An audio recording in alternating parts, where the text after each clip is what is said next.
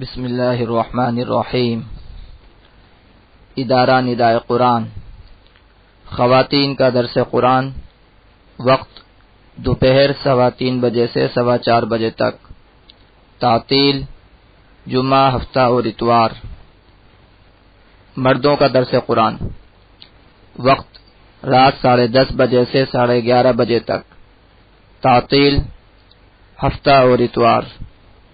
مدرس مفتی ارشاد الرحمن، بمقام ادارہ ندائے قرآن، نزد محمدی مسجد، لیاقت آباد نمبر 3، کراچی۔ رابطہ نمبر 03223595-069۔ اعوذ باللہ من الشیطان الرجیم، بسم اللہ الرحمن الرحیم۔ لقد اخذنا میثاق بنی اسرائیل وارسلنا الیہم رسلا۔ پیچھے اللہ رب العزت نے یہود و نصارہ دونوں کو یہ فرمایا کہ تم کسی صحیح طریقے پر نہیں ہو سکتے یہاں تک کہ تم تورات و انجیل کو قائم کرو، اور جو تمہاری طرف نازل کیا گیا تمہارے رب کی جانب سے یعنی کہ قرآن مجید اس کو قائم کرو، تو تب تک تم کسی صحیح راستے پر نہیں ہو سکتے۔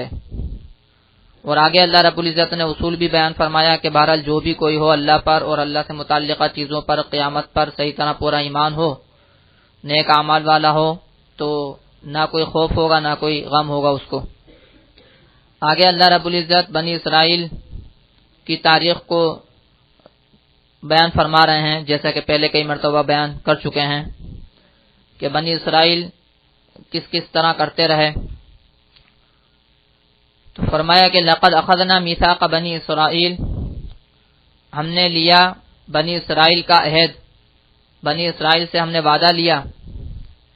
وارسلنا الیہم رسلا، اور بھیجے ہم نے ان کی طرف رسول۔ بنی اسرائیل سے اللہ رب العزت نے وعدہ لیا مختلف نبیوں کی زبانی۔ اسی طرح موسیٰ علیہ السلام کو جب بھیجا تو بھی وعدہ لیا تھا کہ فرعون سے نجات دیں گے، تو انہوں نے وعدہ کیا تھا کہ اگر ہمیں فرعون سے نجات ہو جائے گی تو جو اللہ رب العزت احکامات دیں گے ہم اس پر عمل کریں گے، اس کو مانیں گے۔ تو مختلف انبیاء کی زبانی بنی اسرائیل سے اللہ تعالیٰ نے عہد لیے۔ تو فرماتے ہیں وارسلنا الیہم رسلا، اور ہم نے بھیجے ان کی طرف رسول۔ رسول کی جمع ہے، پیغمبر کو کہتے ہیں۔ تو ہم نے ان کی طرف کئی رسول بھیجے، بہت سے رسول بھیجے ہم نے ان کی طرف۔ لیکن کیا ہوا؟ فرمایا کہ کلما جاءہم رسول بما لا تہوی انفسہم، جب آیا ان کے پاس رسول ایسی چیز کے ساتھ جن کو پسند نہیں کیا ان کے نفسوں نے، جس کو نہیں چاہتے تھے ان کے نفس، یعنی ایسی باتیں جب رسول نے بیان کی جو ان کے نفس کے مطابق نہیں تھے، تو فریقاً کذبوا و فریقاً یقتلون، سو ایک جماعت کو انہوں نے جھٹلایا اور ایک جماعت کو وہ مار ڈالتے ہیں۔ یعنی بہت سے رسول ہم نے بھیجے، تو رسول جب ایسی تعلیمات اور ایسی باتیں ان سے کہتا تھا جس کو ان کے نفس ناپسند کرتے تھے، نفس نہیں چاہتے تھے، یعنی یہ مقصد نہیں ہے کہ وہ رسول کوئی غلط باتیں کہتا تھا یا غلط احکامات دیتا تھا، رسول تو صحیح احکامات دیتا تھا، صحیح باتیں کہتا تھا، لیکن وہ باتیں ان کے نفسانی خواہشات کے مطابق نہیں ہوتی تھیں، ان کی نفسانی خواہشات کی اس میں پیروی نہیں ہوتی تھی۔ تو انہوں نے کیا کیا کہ بہت سے نبیوں کو تو انہوں نے جھٹلایا اور بہت سے نبیوں کو تو انہوں نے قتل کر دیا۔ یہ یعنی اس حد تک وہ گئے، جھٹلایا، نبی کو جھٹلایا، یہ بھی ایک بڑی بات ہے اور بری بات ہے، لیکن اس سے آگے بڑھ کر حد سے تجاوز کر کے بعض نبیوں کو تو قتل تک کر دیا، جیسے حضرت زکریا علیہ السلام کو آرے سے چیر دیا جب انہوں نے درخت میں پناہ لی۔ تو فرمایا کہ کلما جاءہم رسولہم، جب آیا ان کے پاس رسول ایسی چیز کے ساتھ کہ جو ان کے نفس نہیں چاہتے تھے، فریقاً کذبوا، ایک جماعت کو انہوں نے جھٹلایا، وفریقاً یقتلون، اور ایک جماعت کو وہ مار ڈالتے ہیں۔ وحسبوا اللہ تکون فتنۃ فعموا وصموا، اور انہوں نے یہ خیال کیا کہ نہ ہوگا فتنہ، سو وہ اندھے ہو گئے اور بہرے ہو گئے۔ ان کا یہ خیال تھا کہ اس سے کوئی فرق نہیں پڑے گا، نبیوں کو جھٹلانے سے اور نبیوں کو قتل کرنے سے کوئی فرق نہیں پڑے گا۔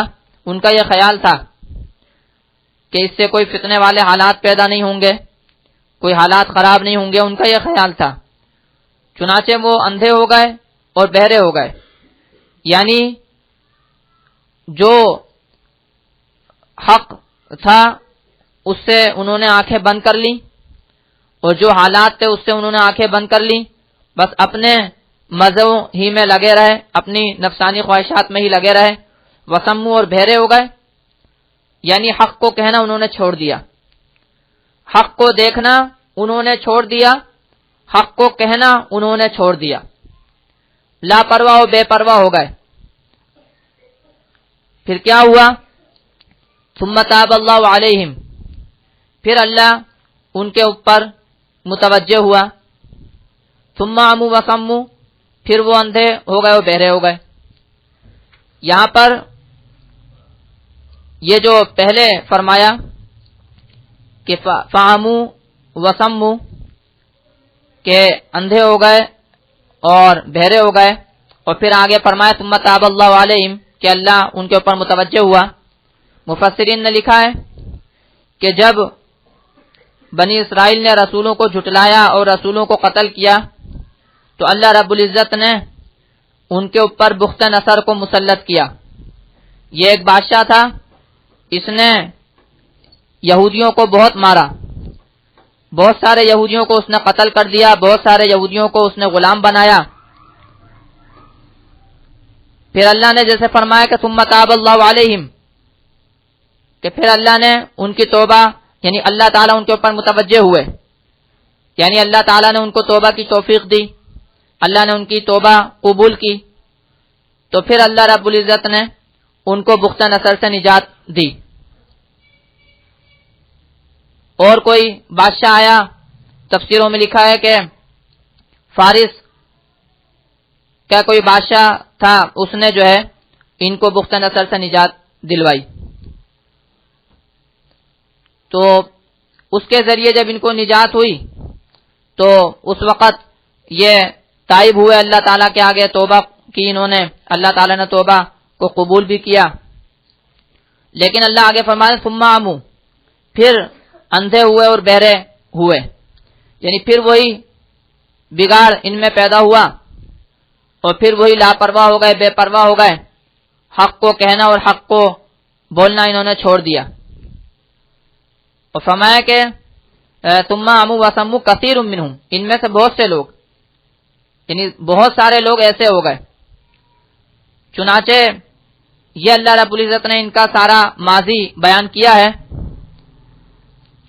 یہاں تک کہ پھر حضور اقدس صلی اللہ علیہ وسلم تشریف لائے ہیں، تو حضور صلی اللہ علیہ وسلم کے زمانے میں بھی انہوں نے اپنی یہ روش برقرار رکھی۔ یہ پس منظر اور یہ ماضی بیان کر کے اہل کتاب کو یہ سمجھایا جا رہا ہے کہ دیکھو، جیسے پہلے ہوا تھا کہ تم نے لاپرواہی اور بے پرواہی اختیار کی تو اللہ نے تمہارے اوپر بخت نصر کو مسلط کیا، تو اسی طرح اب بھی اگر لاپرواہی اور بے پرواہی اختیار کرو گے اور لاپرواہی پر برقرار رہو گے تو یاد رکھو کہ پھر تمہارے اوپر کوئی نہ کوئی مسلط ہوگا۔ چنانچہ ایسا ہی ہوا کہ انہوں نے جب اپنی لاپرواہی اور بے پرواہی کو برقرار رکھا تو اللہ رب العزت نے حضور اقدس صلی اللہ علیہ وسلم کے ذریعے، مسلمانوں کے ذریعے ان کو شکست دی، اور بہت سے یہودیوں کو قتل کیا گیا، بہت سوں کو جلا وطن کیا گیا۔ بنو قریظہ کو قتل کیا گیا، بنو نذیر کو جلا وطن کیا گیا، اور گویا رسوائی میں اور ذلت میں آ گئے یہودی۔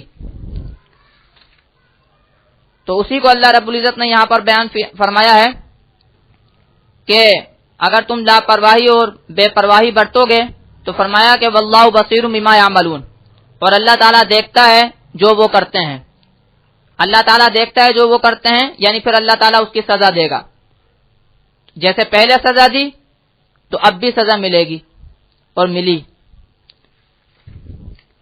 تو فرمایا کہ وحاسبوا، اور انہوں نے خیال کیا کہ اللہ تکون فتنۃ، کہ نہ ہوگا فتنہ، فعموا وصموا، سو وہ اندھے ہوئے اور بہرے ہوئے، ثم تاب اللہ علیہم، پھر اللہ تعالیٰ ان کی اوپر متوجہ ہوا، ثم عموا، پھر وہ اندھے ہوئے، وصموا اور بہرے ہوئے، واللہ بصیر بما یعملون، اور اللہ تعالیٰ دیکھتا ہے جو وہ کرتے ہیں۔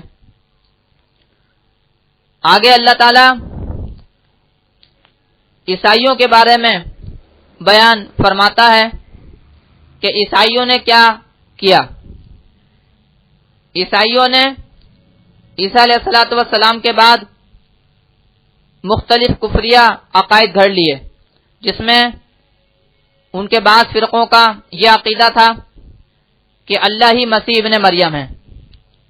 تو اللہ رب العزت نے یہاں اس کی تردید فرمائی، اور آگے اللہ رب العزت نے اس فرقے کا ذکر کیا ہے کہ جس نے یہ عقیدہ اپنایا کہ اللہ تعالیٰ تین میں کا تیسرا ہے، یعنی تین خدا ہیں اور ان تین میں کا تیسرا اللہ تعالیٰ ہے۔ ابھی اس کی تشریح میں انشاءاللہ تعالیٰ یہ آیت آئے گی تو کرتا ہوں۔ تو فرمایا کہ لقد کفر الذین قالوا ان اللہ هو المسیح ابن مریم، تحقیق ضرور کفر کیا ان لوگوں نے جنہوں نے کہا کہ بے شک اللہ تعالیٰ ہی مسیح ابن مریم ہے۔ اندازہ لگائیے، یہاں پر اللہ رب العزت نے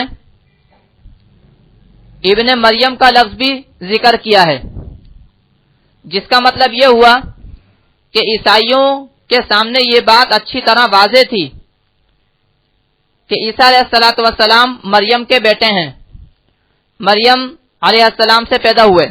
اس بات کو عیسائی بخوبی جانتے تھے، جانتے ہیں، اعتراف کرتے ہیں، اقرار کرتے ہیں، کوئی اس سے انکار نہیں کرتا کہ عیسیٰ علیہ السلام مریم علیہ السلام سے پیدا ہوئے، ان کے بیٹے ہیں۔ تو یہاں اللہ تعالیٰ ان کے کفر کو واضح فرما رہے ہیں کہ دیکھو کتنا واضح کفر ہے اور کتنی غلط بات ہے کہ جو ایک عورت کا بیٹا ہے اس کو اللہ قرار دے رہے ہیں، جو ایک مخلوق کا بیٹا ہے اس کو اللہ قرار دے رہے ہیں۔ اللہ خالق ہے، اللہ مالک ہے، اللہ رازق ہے، اللہ رب ہے، اور جو مخلوق ہے وہ تو مخلوق ہے۔ اللہ خالق ہے، پیدا کرنے والا ہے، اس کو کسی نے پیدا نہیں کیا، اور جو مخلوق ہے، مخلوق وہ ہوتی ہے جس کو پیدا کیا گیا ہوتا ہے۔ تو مریم علیہ السلام ظاہر سی بات ہے مخلوق ہیں، عمران کی بیوی سے پیدا ہوئی مریم علیہ السلام، جیسے کہ پیچھے بھی گزرا اور آگے بھی آئے گا۔